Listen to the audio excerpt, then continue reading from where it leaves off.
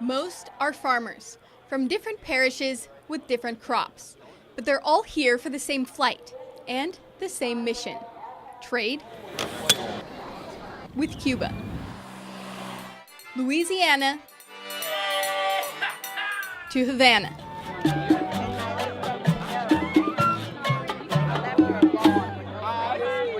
Only a 90-minute flight, yet a world away. The year 1959 marks the end of the Cuban Revolution, when Castro's communist regime took power. And 1960 marks the beginning of the U.S. embargo, creating a barrier of trade between our two countries.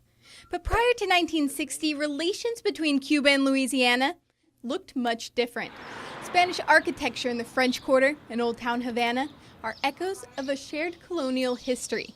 And the proximity between our coasts made relations easier still.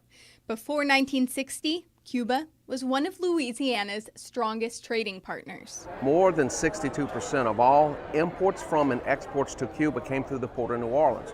Huge amount of trade. It's a relationship this group hopes to restore. We estimate that we can reestablish at least $300 to $400 million a year in agricultural trade alone. But in their quest to reestablish history, they've already made some history of their own. How does it feel that the plane's here? Good.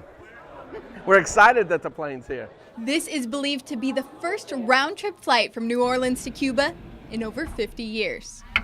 A smooth landing to mark their mission's beginning. In Havana, Breanna, Molloy, KATC TV3.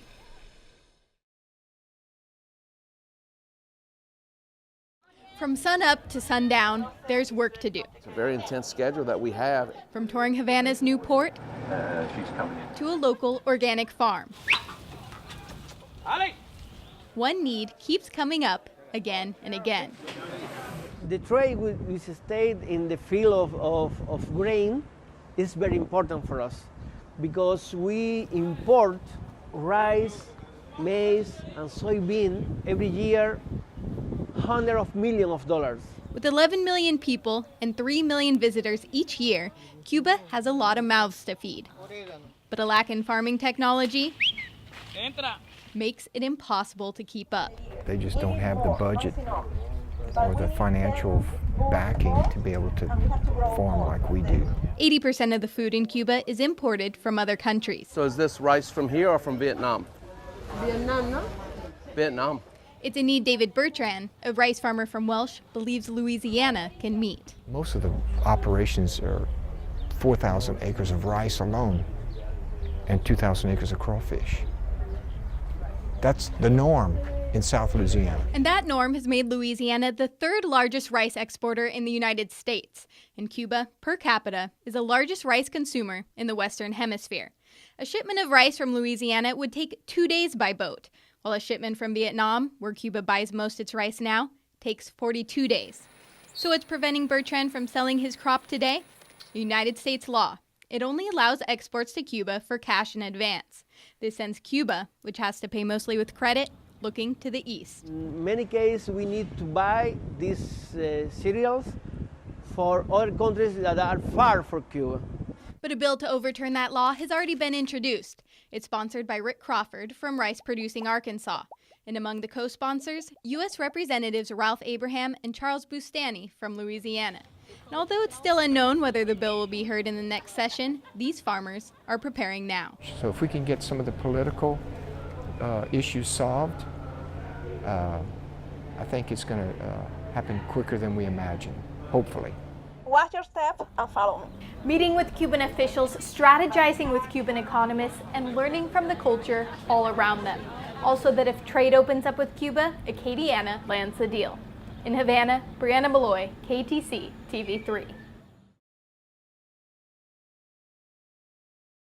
The streets of Havana feel stuck in time. When U.S. trade stopped, many new products stopped with it.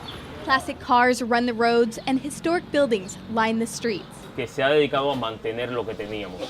But cracked and weathered walls remind us that time always takes its toll. Tratar de subsistir con lo poco que tenemos. Necessity is the mother of ingenuity, and Cuba is rife with both. Lamps made from toothpaste tubes, satellites made from lunch trays. Even here at Atelier, one of Cuba's finest restaurants. It's invention that keeps business rolling. Cuba es un reto. Cuando tú estás afuera de Cuba tienes la posibilidad de encontrarlo todo. Puedes hacer un menú con los ojos cerrados. Every day, gourmet chef Michael Calvo has to invent a new menu based on whatever ingredients are available. La materia prima a veces de buena calidad, a veces de media calidad.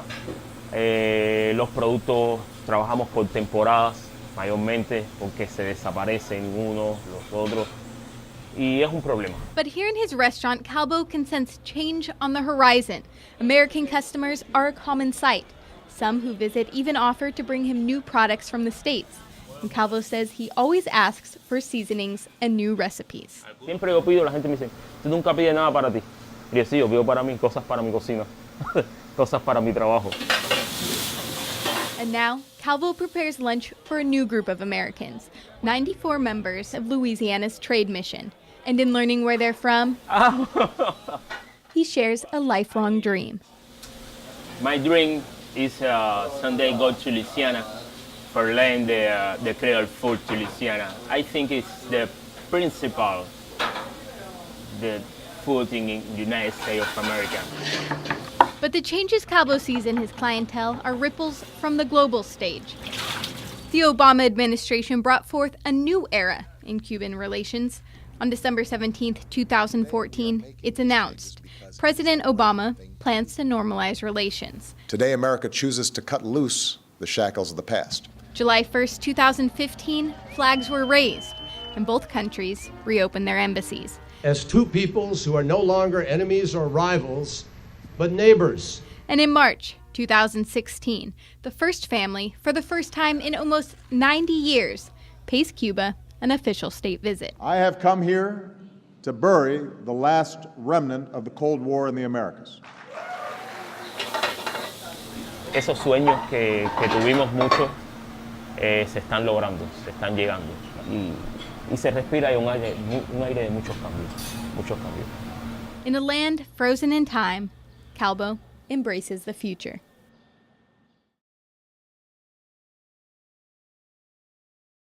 If there's rice, this rice farmer will find it. There's got to be some rice. Whether it be in grocery stores. We're at the largest grocery store in Havana, and there's not a grain of rice. Open markets, or even in Michael Calvo's kitchen.